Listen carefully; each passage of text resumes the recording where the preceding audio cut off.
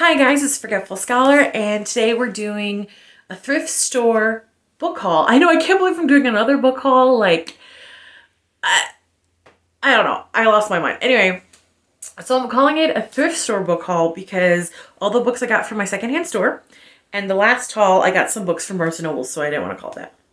So yes, I've read 4 books on my TBR shelf under the Zen Elephant. So of course I had to get more. I had to get like 9 more books. Anyway, there's 3 genres that I picked up. I got like more books than I thought I was gonna get in the cozy mystery genre because I found through Haunting Jordan and Ghost Ship that cozy mysteries, my dog scratching the carpet. Anyway, the cozy mysteries are a great palette cleanser. Let's go with that. Palette cleanser for when I've read a lot of romance and I'm kind of in a rut, dragging a little bit, because it just like reset my drive to read more romance. So I'm gonna put, so under the Zen Elephant is like the books I want to finish before 2024 because I have a crow brain, and every shiny new book I'm like, ooh, I want to read that instead. So that's my goal. So I'm going to add more books to that one. But the Zen Lion over here, I'm going to put the cozy mysteries under that. And they're not really a time frame with those. It's just like when I'm dragging a little bit with the romance, I'm going to read one of these. Hopefully it'll work like Haunting Jordan, get me excited to read romance again. Okay, so that's how I'm going to do it. So the first books I want to talk to you about are the cozy romance ones, and I got 5. I didn't mean to get 5. I meant to get like 2. Well, anyway, the first one, a tea shop mystery, Shades of Earl Grey by Laura Childs. Okay, and this kind of had like, I don't know, it made me think of Murder, She Wrote. I grew up on reruns of that. I love that show. I know it's not the same premise because she owns a tea shop where Angela Lansbury character was romance. It's not mystery novelist, so I know that. And yes, I have the DVDs of that, the whole season, because I am old and I like owning shit. I don't want to like feel like watching some, you know, Murder, She Wrote hijinks and then to find out that Paramount, or wherever the hell it is right now, decided not to stream it anymore. My childhood best friend described me as a dragon. And like my books and DVDs are like my hoard, my treasure hoard. And she is completely correct. You hear that? You are completely correct. This is my treasure. This is my hoard. I like it. Anyway, so here we go. Okay. Indigo tea shop owner Theodosia Browning is finally invited to a social event that she hasn't had to cater. But there's more than champagne bubbling. So this seems to be like a huge series, and I'm not sure if this is the first one or not.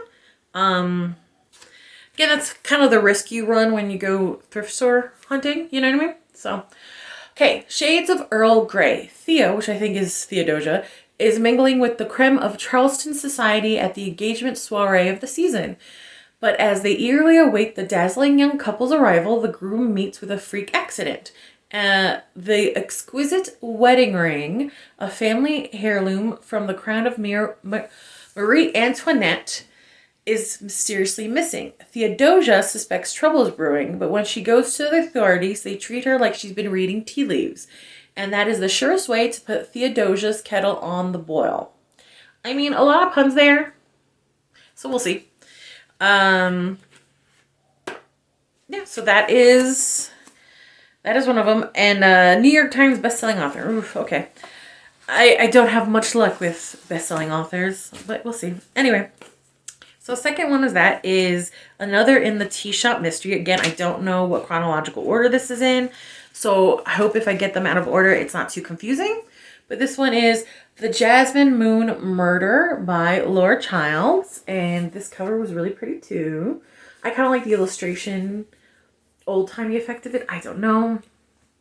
The Jasmine Moon Murders. Indigo tea shop owner Theodosia Browning and her staff are catering an unusual Charleston society benefit, a ghost crawl, through the spooky grounds of the historic Jasmine Cemetery. Sadly, the doctor who thought up the event doesn't live to enjoy his own work.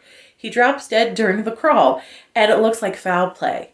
But how could such a fine, upstanding citizen have any mortal enemies? Oh, honey, everybody's got secrets. Everybody. Theodosia starts stirring things up with her own investigation to find the do-batter behind this most uncharitable act. But before long, chasing down the culprits gets her in hot water up to her neck. And it really does say do-batter, which I think, you know, I don't know if I could. Anyway, I think ne'er-do-well would probably have been a better. Anyway, okay. This is the third and last book I got from Laura Childs. This seems to be a different mystery title that she has. A Crackleberry Club Mystery. Eggs in Purgatory by Laura Childs. See, it seems to be a completely different murder series, so I was interested in it. Didn't plan on getting it, but I was like, because I'm not even sure if I like her writing, but I was like, I don't know. I put it in the cart before I even could consciously think about it.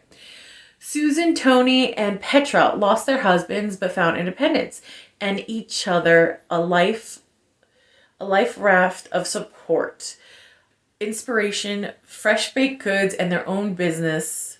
But when the Crackleberry Club Cafe, that is hard to say, opened its doors in the town of Kindred, who'd guessed that cozy oasis would become the scene of a crime? Eggs to go, murder on the side. Suzanne's lawyer is found in his car behind the Crackleberry with an egg on his face and blood on the dash. Suzanne's taking the crime personal. The murder reveals a scandal in her late husband's past and brings strangers fleeing a Masonic sect to her for help. I can never say that word right. It's like, makes me think of like, I want to say Illuminati. No, not the Illuminati. But you know what I mean? Like a Masonic. I can never say that correctly. So I'm sorry, I'm butchering that. Like the Elk Lodge kind of thing, but like more mysterious, you know, like the Masons, you know, like I can never say that word. They come to her for help. Now, discovering the link between a dead man with secrets and a runaway cultist may be putting Suzanne's own life on the line. So, like, the last two lines of the description, I was like, yep, in the basket. Because that made me interested. You know, like a cult and all that kind of stuff. Okay. All right, so these I wasn't really going to get, but like something about the title and the description, I had to. And yes, these are still cozy murders. Sorry. A Noodle Shop Mystery. Dim Sum of All Fears by Vivian Chen. And if I mispronounce any names during this, I am sorry. I am an idiot. Okay. Oh, I might be reading these out of order because this is the first in the series. But I'm just going to keep going with this and then okay. So welcome back to the Holy Noodle Shop where you can get fantastic takeout unless you get taken out first. Lana Lee is a dutiful daughter waiting tables at her family's Chinese restaurant even though she'd rather be doing just about anything else. Then just when she has a chance for a real job, her parents take off to Taiwan, leaving Leanne in charge. Surprising everyone, including herself, she turns out to be quite capable of running the place. Unfortunately, the newlyweds who just opened the souvenir shop next door to Holy have turned up dead. And soon Lana finds herself in the midst of Asia Village mystery. Between running the Holy and trying to figure out whether the rockside detective Adam Trudeau is actually her boyfriend, Lana knows she shouldn't pry into the case, but the more she learns about the dead husband, his ex-wives, and all the murky details of the couple's past, the more Lana thinks that this is so-called murder-suicide is a straight-up order of murder. And look at the cover! That looks good, right? Makes me a little hungry. Okay, and this is the last of the cozy murders, I swear, and then we're gonna move on to the romances, I promise. And this is the first of the Noodle Shop, a Noodle Shop mystery. So I kind of read that out of order. My bad. You would think I would plan, like, better organized to plan these out. Nope. So anyway, Death by Dumpling by Vivian Chen. Look how cute. I don't know. I really like this graphic design. I don't know why. Like the skull and crossbones here. Like, I don't know. Okay. Welcome to the Holy Noodle Shop, where Chinese food is to die for. The last place Lana Lee thought she would ever end up is back at her family's restaurant. But after a brutal breakup and a dramatic workplace walkout, she figures that a return to Cleveland area to help wait tables is her best option for putting her life back together. Even if that means having to put up with her mother, who is dead set on finding her a husband. Oh girl, I can relate. Just ignore it. It's fine. Lana's love life soon becomes yesterday's news once the restaurant property manager, Mr. Feng, turns up dead after a delivery of shrimp dumplings from Ho Li.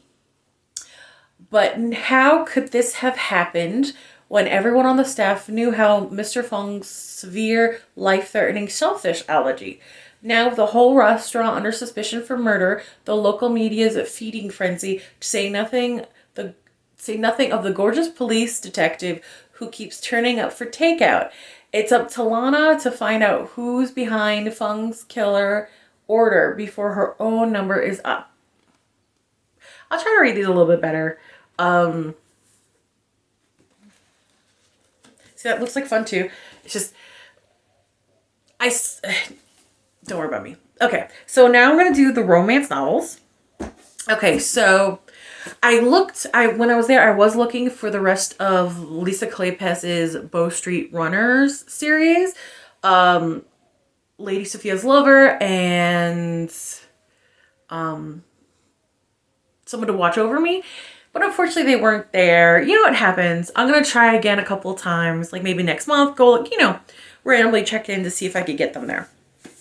So this is Julia Quinn's What Happens in London, because I liked Splendid. So even though I have another Julia Quinn there, I was bummed I couldn't find Lisa Kleypas. So I was like, oh, I like Julia Quinn.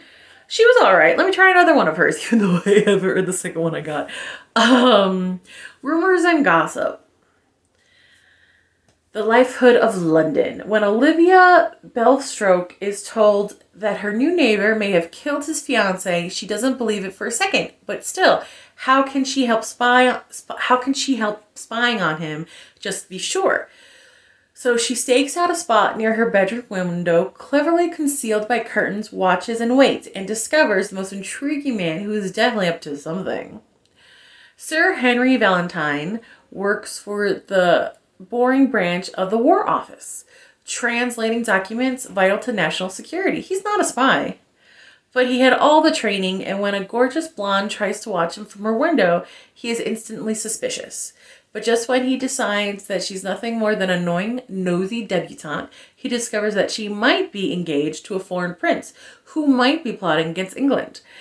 And when Henry is roped into spying on Olivia, he discovers that he might be falling for her himself. So that's cute, right? I was like, oh, that's a little different, a little spy action. Let's give it a try. Put that in a different pile than the mysteries. Okay, so this writer has been on my radar for a while, and I had a subscriber suggest them, and I was happy enough to find the actual book they first described. So Julie Garwood, The Secret. I'm really, really excited about this one. But thrift store, so I might have to do some repairs before I crack open the spine this way, because I don't want books to be falling out. So I might have to wait till I repair that a little bit before I can sink my teeth into this. So, The Secret. Judith Hampton was as beautiful as she was proud and loyal. Her dear Scottish friend from childhood was about to give birth, and Judith had promised to be at her side. But there's another private reason for the journey from her bleak English home to the Highlands, to meet her father that she has never known. The Laird MacLean, Nothing prepared her, however, for the sight of the Scottish barbarian who was to escort her into his land. Ian. Ian Matland, laird of his clan, a man more powerfully compelling than any she had ever encountered. In a spirited clash of wills and customs, Judith revealed in the melting bliss of Ian's searching kisses, his passionate caresses, perplexed by her spirited defiance, bemused by her tender nature, Ian felt his soul growing into the light and warmth of her love. Surely nothing could wrench her from his affection and trust of Ian and his clan, not even the truth about her father. A devastating secret that could shatter the boldest alliance and the most glorious of loves. I'm really sorry I'm not really reading very well today. I really should have had my coffee before this, right? I don't know. My dyslexia is kicking up. I thought it was okay for today, so I'm sorry if I'm not being as dynamic when it comes to that as I want to. I'm trying to like read it properly and like not. Anyway, sorry. I got another one of Julia Garwood, Hot Shot. And this is a more contemporary, like that obviously is a more Scottish. And this is a more contemporary one. So I was very, very curious about it. Because you know me, I'm not big into contemporary. And I was like, maybe I'll enjoy it. Maybe I'll like it quite a bit. And the back is interesting because it doesn't really have that much of a blurb. It's just the writer. And then when a woman's dream for the future turns into a nightmare, the handsome FBI agent enlists to protect her, makes her vulnerable to more than she ever imagined. And this is Hot Shot. Did I mention that? I don't know. I'm all over the place. Okay. So that's it for the romance. I only 3 romances. I know. It's okay. I have all these to do. And then like a bunch on my Kindle bookshelf that I want to read. So we're good. Now this one, I'm not sure what category to put it in. Like, I mean, I think you've noticed I don't do my shelf color coordinated. I can't do that. My OCD diagnosed. I can't do that. I need it separated by genre and then by author, then time period, and then series. That's what I need to be like. If I had the time, I would probably do my own Dewey Decimal System.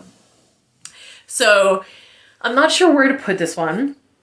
Do I put it with my other Wizards of the Coast books, or do I put it in relatively small fantasy section? So I can't believe I bought it. It was just there, and I was like, because I'm gonna go see. It's a prequel to a movie. I know, guys. I know. I'm gonna go see the movie, and I thought the cover was really pretty, and I was like, you know what? It could be fun. I love Dungeons and Dragons. I play D&D with my friends all the time. I Dungeon Master for my friends all the time. Right now we're doing Pathfinder. But, you know, regardless, I'm like, and I have no self-control, as my friends know. So, an original prequel to Dungeons & Dragons Honor Among Thieves, The Road to Neverwinter by Delia Johnson. Again, sorry if I don't pronounce your name correctly. I am an idiot. This is a hardcover. Look at that artwork. Very nice. Of course, Chris Pine. Hi. I liked the dagger and going through the loot. I really like that. So the back has...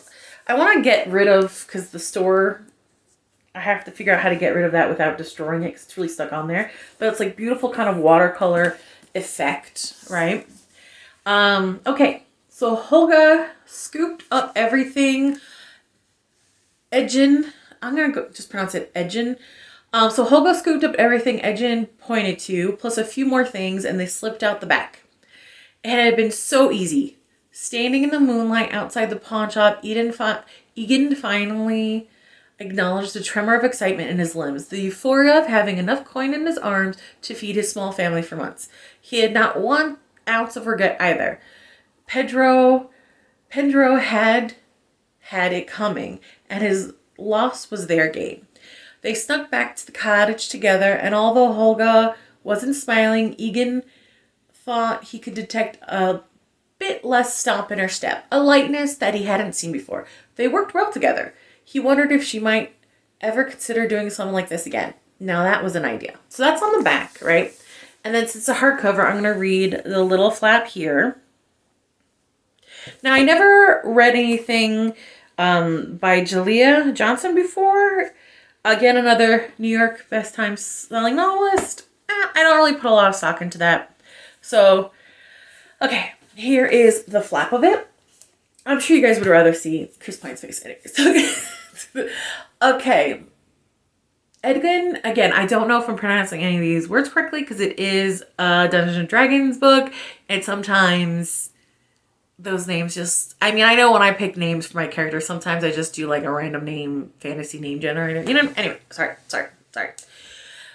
Edgin Dervis's life is a mess. All that he has left are his flute, his dashing good looks, and his daughter, Kira. After a chance encounter with a badass bruiser, Holga, Edgin is forced to take a hard look at his bad choices. But the road to redemption is long and parenthood is expensive. True. Fortunately, the world is full of rich fools begging to be parted from their money. I want to say gold because it's Dungeons & Dragons, but it says money. Okay. And to Edgin and Holga do what any sensible entrepreneurs would do. They form a crew. Joined by a charming rogue, Forge Fitzwilliam, and Simon, a sorcerer with an intense inferiority complex, this team sets out to line their pockets with both well-earned and ill-gotten gold.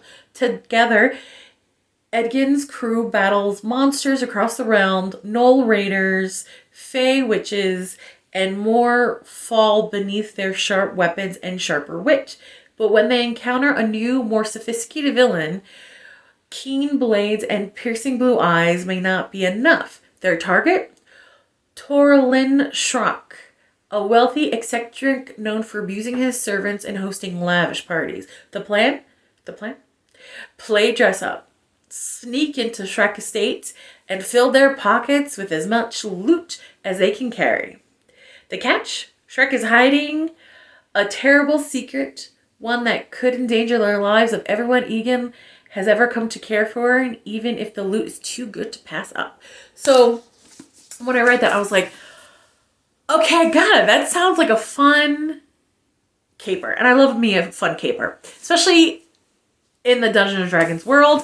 I will say, you know, the cover, the Dungeons & Dragons itself is raised from the cover. So, you know, and let's see. It's plain. There's nothing here. There's stuff right here, you know, the title and everything right there. So my thing with this is Wizards of the Coast, who, you know, parent company of D&D, and Random House. You guys got money. You could have done a little bit more. You know what I mean? Like, I've watched those Luma Crate and Fairy Loot unboxings where the fantasy books, you know, where the books are like beautiful covers. And I do really like this cover, you know. But under the sleeve, beautiful here. Like, you could have put like a D20, which is a 20-sided die, which is kind of known for Dungeons and Dragons. Or maybe even like symbol of the dagger going through the loot. That could have been fun. You could have done some spray and stenciled edges. I'm just saying, people collect beautifully done fantasy books, right? And you guys had the money. You guys could have gone for it. You know, all I'm saying is a little bit of zhuzh, and this could have been a moment, you know? This could have been a moment. Lost opportunity. Lost opportunity. So, that's it for my haul today, guys. I hope you guys weren't bored. I do want to, but it's time for me to get back to the real world. Like, comment, and subscribe, and I'll see you later. Bye.